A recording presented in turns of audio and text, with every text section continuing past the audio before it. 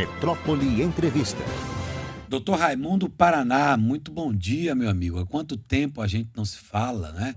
Nos falamos muito na situação da pandemia, no hospital lotados. Hoje, por exemplo, como é que está a situação do Hospital Aliança com essa Covid aí? Bom dia, meu amigo. Muito bom dia, José Eduardo. A situação aqui está muito semelhante ao restante do país, em franco descenso. Acho que a preocupação hoje para os hospitais é o atendimento dos pacientes que ficaram represados e que durante o período da Covid e que estão agora retornando. São esses pacientes que estão fazendo pressão. Depois da vacinação, que foi algo espetacular em relação ao controle da doença, as internações por Covid despencaram muito rapidamente. Quanto mais vacinação a gente tiver, quanto mais vacina disponível tiver, melhor será o nosso cenário, como a prática está nos mostrando. Doutor Raimundo Paraná, poderíamos estar muito mais tranquilo se o governo federal trabalhasse com a hipótese da vacina, hein? O senhor como médico, o senhor como um doutorado no que faz, diretor de um hospital importante como a Aliança, o senhor pode dizer que falta fez a vacina durante todo esse tempo que o governo negou?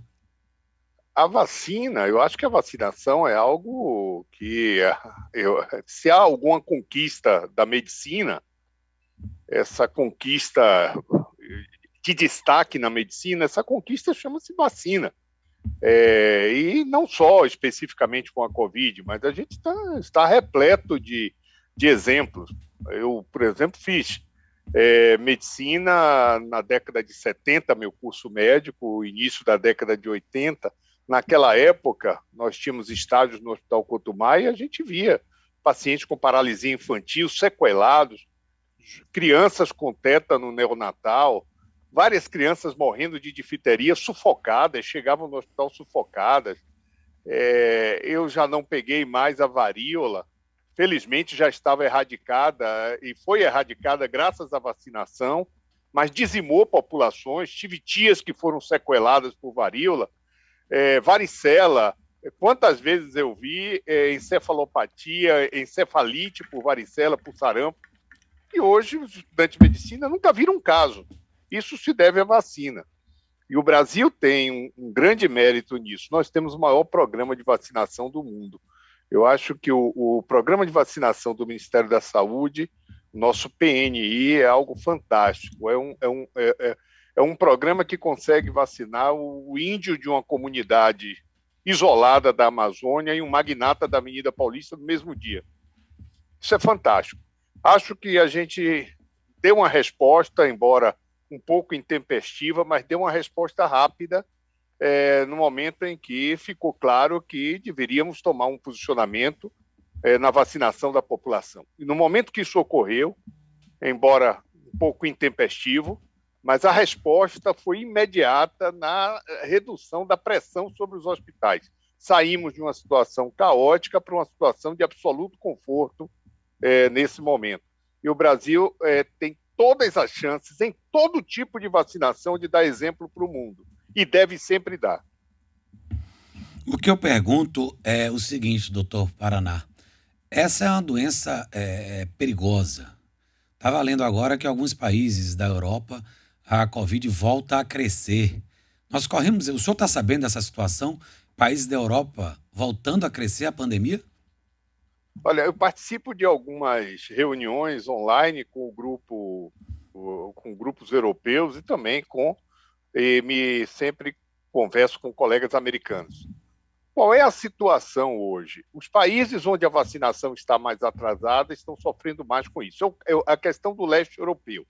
Na Europa mais desenvolvida, que é a França, Portugal, Espanha, e Inglaterra, em que pese o aumento do número de casos, isso vem muito também por a questão da resistência à vacina e também pela retomada das atividades estudantis presenciais, era esperado, houve um aumento do número de casos, mas sem pressão nos hospitais. Por quê? Porque a vacina ela não elimina de todo o risco de contrair a doença. O indivíduo fica exposto, a sua mucosa aérea está exposta, ele pode ser infectado, mas como ele tem uma imunidade, ele não faz a forma grave da doença, então ele não vai ocupar um leito hospitalar. Os casos de Covid pós-vacina grave estão associados a pacientes muito idosos e com muita comorbidade. Há um mês atrás, numa conversa que eu tive com uma colega de um hospital de Miami, ela me dizia, nós estamos aqui assim, 90% dos pacientes internados não tomaram vacina, 7% tinham tomado uma única dose da vacina, quando deveriam ter tomado 2, e 3% tinham tomado a vacinação completa. Esses números, para mim, eles são muito claros. O impacto positivo da vacina é extremamente caro. Por isso que eu considero um desserviço quando se faz uma propaganda contra a vacina. Infelizmente, nas redes sociais, a gente está vendo isso com muita frequência. E é muito doloroso quando a gente ouve isso de um médico. É muito doloroso, porque a gente questiona, essa pessoa não lê, não estuda, não tem uma observação assim clara, de linha do tempo, sobre vacina e controle de doenças. De maneira que, infelizmente, isso está acontecendo cada vez mais, não só no Brasil. Nos Estados Unidos, há pouco tempo estava lá e conversei com um colega e ele falou que nos Estados Unidos a pressão antivacina vinda de médicos tem sido cada vez mais frequente e os conselhos lá, que se chama de outra maneira, né, de especialidade, estão agora tomando providências no sentido de chamar esses médicos para que eles se expliquem, porque não há uma explicação que seja baseada na racionalidade nem na ciência quando se fala contra a vacina. Pois é, e Salvador, estou vendo aqui, doutor Raimundo Paraná, 24 casos, 0 mortes. O senhor acha que já temos condições de tirar a máscara? Essa é uma situação extremamente controversa. Como eu falei, a vacina ela não protege de todo da reinfecção. Ela protege das formas graves, na imensa maioria dos casos, embora alguns escapem a essa proteção, como ocorre em todas as vacinas, todas elas. 100%. Em medicina, desde cedo, Eduardo, a gente fala para os nossos alunos, em medicina não existe o nunca nem o sempre, nem o 0, nem o 100%. Sempre o mais provável e o menos provável. Enfim, acho que essa questão é uma questão muito discutida nos meios epidemiológicos pelos grandes especialistas. Eles consideram que é temerário a suspensão precoce dessas barreiras de distanciamento e do uso de máscara. Consideram também que o uso de máscara e também essa cultura do distanciamento, da higienização de mãos, ela é extremamente importante que fique na sociedade, como algumas sociedades asiáticas já possuíam anteriormente, porque elas também previnem uma série de outras doenças, sobretudo os resfriados e as gripes, que também fazem muitas vítimas no mundo.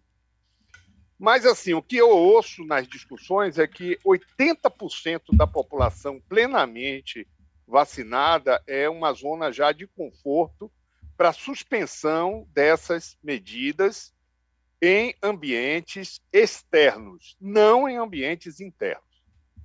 Nos Estados Unidos, por exemplo, eu volto a dizer, eu estive lá, inclusive visitei uma instituição hospitalar, todo local, restaurante, se você vai ficar num ambiente interno, você tem que entrar com a máscara, retirar a máscara na mesa e você tem que mostrar o passaporte da vacina. Se você não mostrar, você não tem acesso. Os shows estão abertos, mas neste sentido também. Eu acho que essa vai ser a tendência.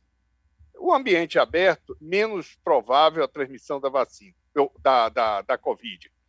Se o indivíduo estiver vacinado, menos provável ainda.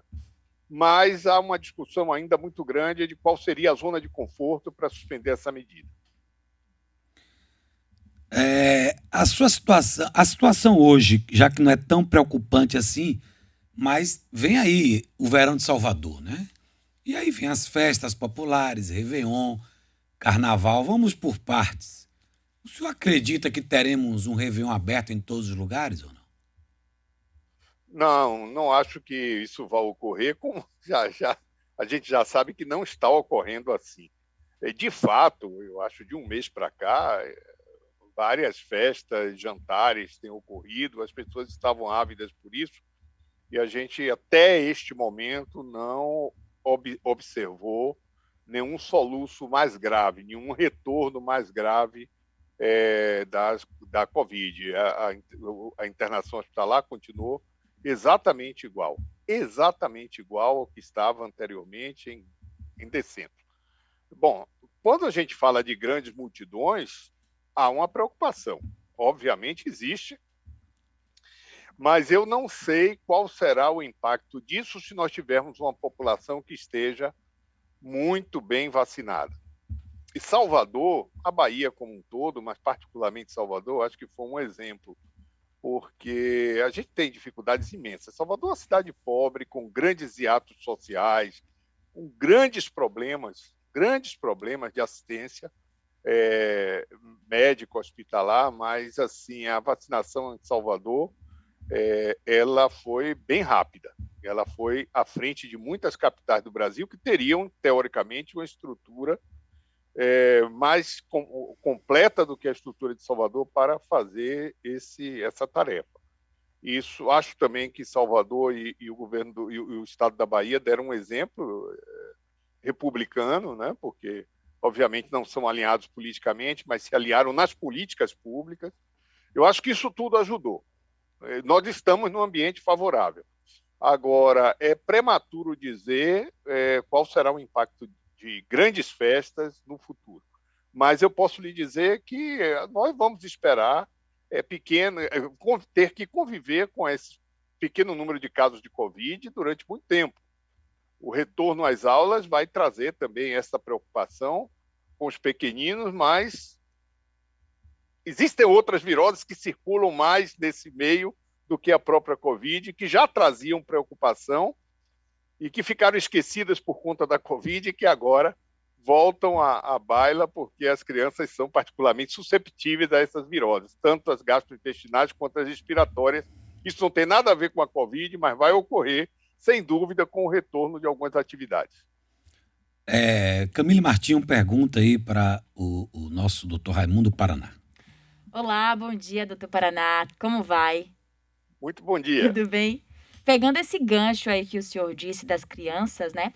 Bom, os Estados Unidos autorizaram hoje a aplicação da vacina da Pfizer em crianças de 5 a 11 anos. Eu queria que o senhor falasse um pouco da importância da gente vacinar essa faixa etária e quando isso pode tornar uma realidade brasileira. Bom, em relação à última pergunta, quando vai se tornar, eu tenho a impressão que, por enquanto, a vacina da Pfizer tem sido a vacina que mais avançou nessa vacinação em crianças. Quando a Anvisa liberar, e isso depende, então, da apresentação dos estudos pela fabricante para que a Anvisa possa liberar. Como a Anvisa tem sido relativamente rápida nesses processos, eu não acho que vai demorar no Brasil, não. Acho que até o final desse ano a gente já tem. Faz todo sentido vacinar, claro que faz. A criança ela é mais resistente à doença grave, mas existem formas, são raras, mas são bastante agressivas em crianças, e a criança também pode acabar sendo alimentar a cadeia de transmissão. E mais do que isso, já tem estudos sendo conduzidos nos Estados Unidos e na Europa para vacinar bebês, crianças até 1 ano, com uma dose que é 10% da dose usada em adultos. A vacina é segura. Hoje, com milhões de pessoas vacinadas, a gente sabe que é segura. Alguns problemas que ocorreram são infinitamente menores do que o impacto positivo que a vacina trouxe no controle da doença. Então, a tendência vai ser essa, sim, vacinar todas as faixas etárias e isso vai contribuir imensamente para reduzir a circulação do vírus. Aqui tem uma ouvinte, Sim. Conceição, ela diz assim: bom dia, o doutor Paraná se referiu não só aos problemas respiratórios, mas também gastro. Por favor, peça para ele explicar um pouco mais. O que eu me referi é que as crianças, quando retornam à atividade escolar, elas acabam sendo expostas a uma série de viroses, né? E aí costuma ocorrer em sazonalidade. O que é sazonalidade? É períodos do ano onde ocorrem riscos de infecções virais. Por exemplo, habitualmente, antes da Covid, o mês de maio e junho era o mês das infecções respiratórias. É o mês de inverno, onde as pessoas ficam mais no interior, as crianças não saem no recreio, elas ficam mais próximas. Então, ali há uma transmissão grande de viroses respiratórias. E essas viroses respiratórias são rinovírus, vírus sincicial respiratório e influenza. Isso deve retornar. Essas crianças ficaram afastadas do convívio com outras crianças há muito tempo e estão voltando agora. Então, essas infecções respiratórias não Covid devem voltar. E já estão voltando. É normal, isso faz parte de todo esse processo de sazonalidade. O que está ocorrendo é que voltou fora do seu tempo habitual. Antes era maio e junho, agora deve ocorrer no final desse ano, porque as crianças voltaram à atividade escolar agora, obviamente. E as viroses intestinais que antes ocorriam um pouquinho depois, no retorno das férias de junho, e aí vem o rotavírus, o norvírus, etc., também devem ocorrer em algum momento. E é aquelas viroses que causam mal-estar, vômito e diarreia, que também tinham essa sazonalidade. O que está ocorrendo é que essa sazonalidade, onde os hospitais se preparavam para receber um número maior de pacientes nesse período, isso foi perdida por causa das medidas restritivas. E agora a gente está se preparando no sentido de o que ocorrer, né? Como vai ocorrer, tem que monitorar de perto para poder entender como está sendo esse movimento e atuar no sentido de prover os hospitais de todas as condições para receber esse contingente de pacientes. Aqui eu leio que a Prefeitura de Porto Seguro, ela seguiu o exemplo de Brumado, já é a segunda cidade do interior da Bahia, e ela suspendeu ontem a obrigatoriedade do uso de máscaras em locais abertos. Qual é a posição do meu amigo doutor Raimundo Paraná em relação ao uso de máscara, hein, doutor Raimundo Paraná? Bom, Em locais abertos, locais fechados. Qual é a sua posição? A minha posição pessoal, que é a que eu passo para os meus familiares, é que usem máscara sempre que possível, né? Meus filhos usam, eu uso, minha esposa usa. Minha recomendação é essa. Eu acho que é um hábito salutar e, nesse momento que a gente está ainda em curva de aprendizado, não vejo maiores problemas no indivíduo usar máscara.